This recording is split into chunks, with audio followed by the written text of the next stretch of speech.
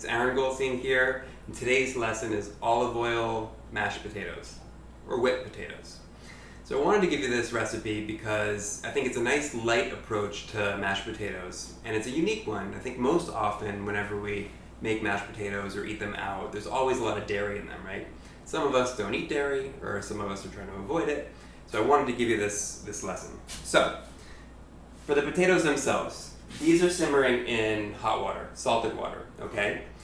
And you want to be careful not to cut the potatoes too small because there's just a lot of surface area and you don't want the potato to absorb too much water because that'll end up being kind of a heavy, more dense mashed potato, okay?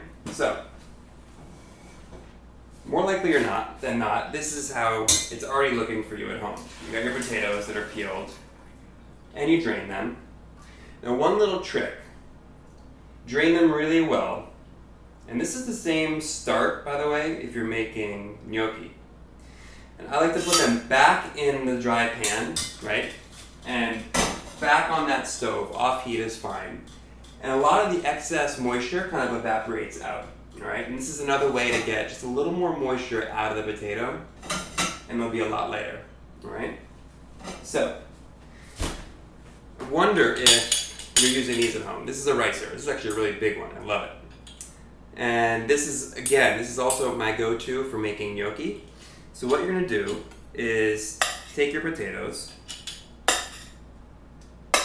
and fill the cavity here. You don't wanna overfill, okay? This closes down and you're gonna go over a bowl, all right? You can see they go right through beautifully. And what's great here is that we're not manipulating the potatoes too much because the more you do, the more kind of gummy the mashed potato can be. So we'll do a little bit more. Again, this guy goes down. In you go. And that's that part of it. So these guys we're going to do with olive oil and sea salt, and that's it, all right? So we're going to season them now, although they've been seasoned while they're cooking. You want to definitely get some more salt in there. And then good olive oil, your favorite one, you're just going to mix right in. And I love to do either chives or scallions with these guys. So with chives, you want to be really careful, and you want to have a nice sharp knife and get them in a nice bundle. And take your time to let that knife just roll forward. And this is something that we work on in knife skills class. Okay? So you have beautiful chives. It doesn't have to be chives or scallions. It could be other herbs or nothing at all. And then you're just going to take a wooden spoon and you're just going to gently fold in the olive oil and you're going to mix around that salt. Now, I really like to not overdo it here and just mix until you've incorporated, right? And you can see just how lovely, right?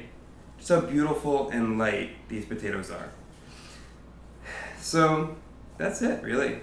It's a super light approach to mashed potatoes that maybe you're not doing at home. And I wanted to add this to your repertoire, all right? So that's it. Thanks for visiting. We'll see you again soon.